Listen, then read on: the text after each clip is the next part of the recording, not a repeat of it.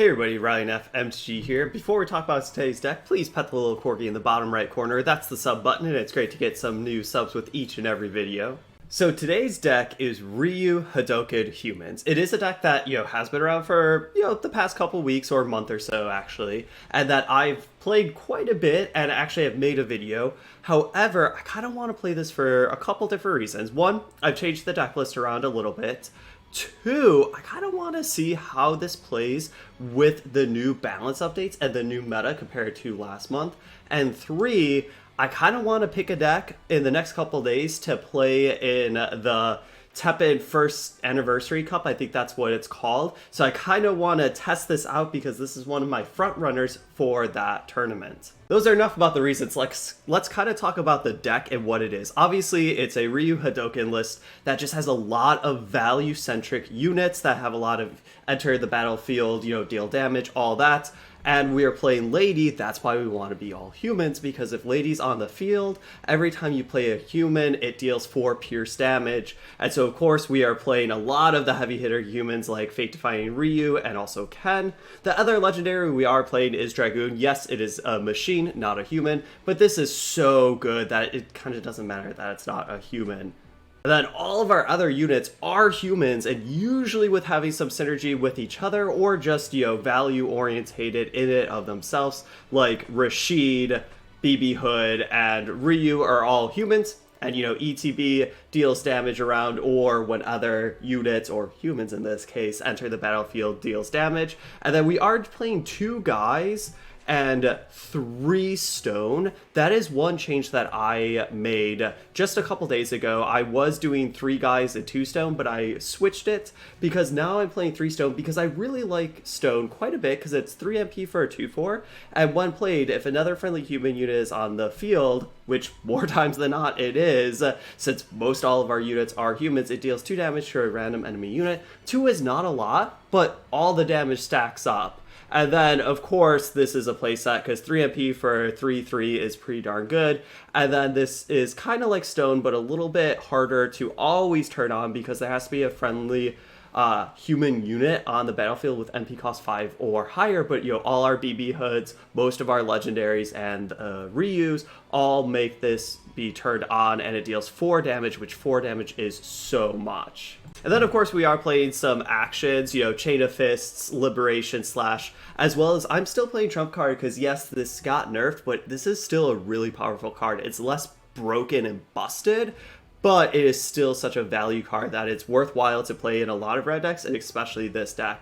And then one of the switches I had made is I used to do 2 Trusting Suspicion and 2 Rescuer's Bullet. I actually changed it to 3 Rescuer's Bullet and just 1 Trusting Suspicion. Both are really good cards, but Rescuer's Bullet just deals more damage. That's always fantastic, as well as bouncing a unit to your EX pocket is not always a bad thing since we have, BB Hoods and stones and so many things that, will take some damage. We don't mind bouncing back to our EX pocket so that we could replay it and get the ETB trigger. So that's why I kind of made that change, even though Trusting Suspicion is still such a fantastic card. It's nothing really against this. It's just that I really like Rescuer's Bullet in this list. So that's the changes. Let's jump into some games and see how we can do. Round 1 up against Shadowblade Morgan. I kind of want to mulligan this hand. We could keep it. Let's swap. I think our average hand will be a little bit better than that, and this is actually worse. I don't know, the other hand I just kind of would rather have like a 3 or 4 drop rather than all big drops, but this is definitely worse, right? Because you never want to play stone your first one, but we could just wait for them to play something and then Chain of Fists, or we could just throw Chain of Fists, right? It doesn't need to have anything on the board.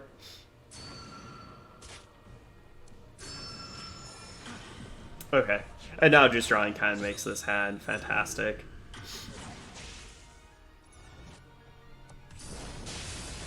I was just like, let's just kill that right away. There's no point waiting.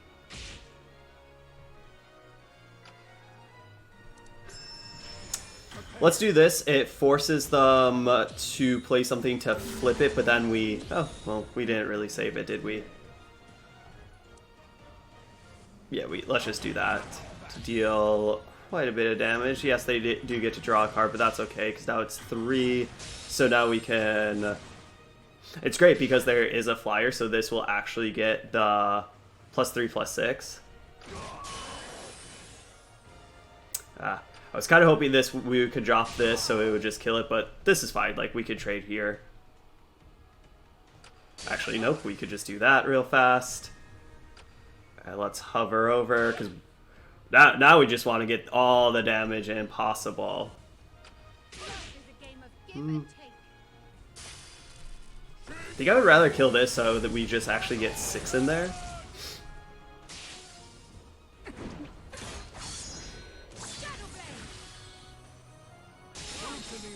And now let's just do this. So now we have a full board of heavy hitters and they have nothing. They probably are forced to drop something in the lane to just kind of get killed by Ken. Ooh, they're at 1. This seems like game over. Sure. Starting off with win. Ryu Human's always doing pretty good work. True power. We could keep this. Right. We obviously are going to play Rashid then Stone since we cannot turn this on since we don't have 5 MP, but as soon as we do, that will be such a strong card. Now we just kind of play the traditional Ryu waiting game, wait for your opponent to do something first. I guess technically we can play Rashid, but we'll just kind of wait. Be a little patient, right? The worst thing is they could have a seal for Rashid, and that would feel pretty bad. Let's just play this. Ooh, we could play another Rashid.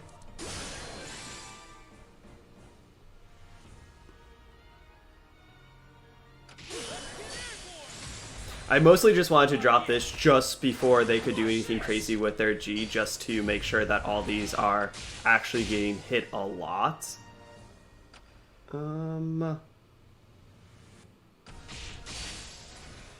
All those trades were super fantastic. And now we could kind of wait and probably just play Dragoon, to be honest. We could try for this. Let's try to go for the kill, because if they try to shield it up, we actually have 2 follow-ups.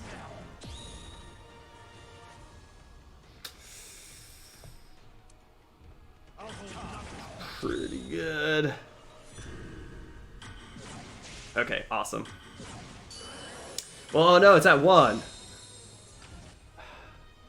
Okay, let's just try to get BB Hood going. Even though it's overkill, we just needed to get that before they could shield. We could have tried this, but I don't mind the BB Hood, because now whenever they play, we can just Hadoken or do this. I just want to hover over, to be honest. Yeah, that was perfect. Before they could use their true power. And let's just play this. So now our next thing that we probably play is our 3-drop, and that will deal 4 plus 2.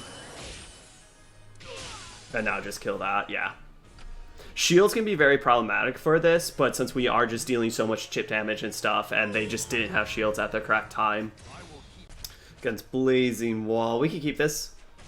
Right, having 2 Rashids, a Guy, so probably we go Rashid, Guy, or something like that.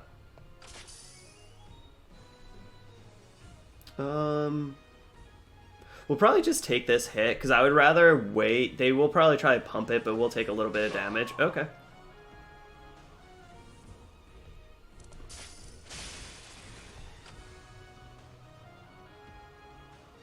Let's go for that, because that will actually kill it.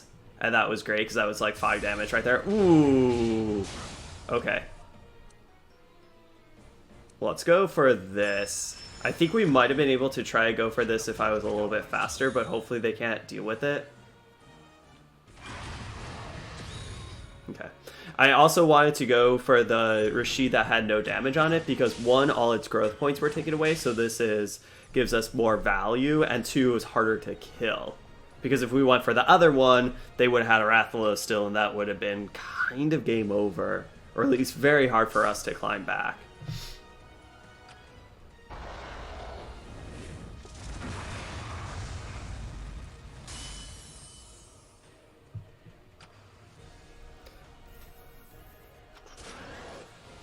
I think I kind of just want to play...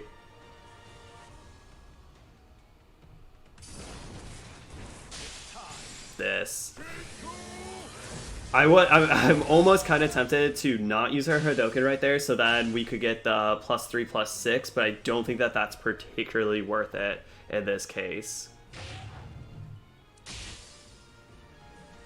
Let's just do this to trade off. And now the next thing we'll play could just be this real quick to kill that. And what's nice about these Ryus is, yes, our board is full, but we could just play these and ascend over to kind of deal some damage and keep the pressure going.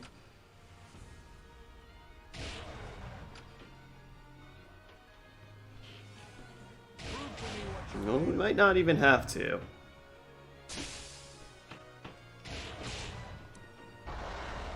Should have been a little bit faster. That was a mistake. But we could just do that. And we could just do this, and that should be lethal. Well, okay, as long as the middle lane can get there. And we got there, okay. Keep the win streak going. Let's see if we can win against Plunderblade to go get that sweet, sweet 4-0. I kind of want to keep this. Like, 3 Chain of Fists is kind of a fantastic hand, right? We don't have many units, but, you know, Rashid and BB Hood are 2 great units. And then we'll just draw into more units, because we can just start throwing fists around willy-nilly. I think we'll just play this and hope that they don't have a seal effect. Let's just play this first.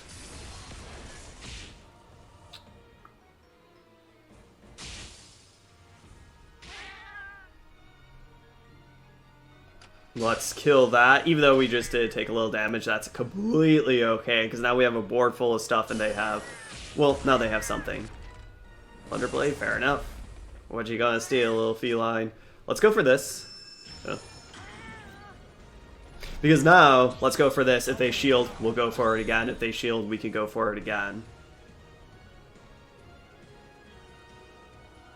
It's very risky for the line of play that our opponent just made to go for the shield first, because you are playing against red, and red has so many ways to deal damage, and especially just 2 damage is pretty darn easy.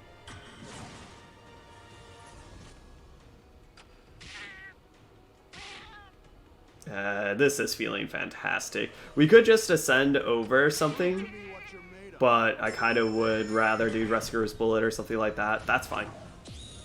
Ooh, that was... I was assuming that they were going to... Okay, so now it seems like they're just like kind of having a cantrip to try to find something, so they're in a very bad position. I assumed that they were going to do the Doll's Memory on one of our top 2 lanes to actually kill it, but...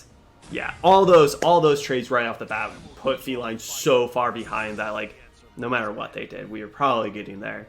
Overall, we went that sweet, sweet 4-0. I really like this deck. You know, I liked it last month. I really like this deck even now. I feel like with the balance changes, it didn't really get hurt because nothing really got, you know, nerfed besides for our trump card that we are playing. And that's okay, because that's just a one-of value engine card, but the whole core of this deck is so solid, where this isn't the front runner of decks that I think are the best. And probably, like I said in the previous, the intro to this video, is that this is definitely one of the front runners for decks that I will be playing for the first anniversary cup tournament that's starting in a couple days. So maybe I'll tweak it around, play with it a little bit more, and I always like these types of decks. They're really, really fun. But thank you all for watching, and I'll see you all next time.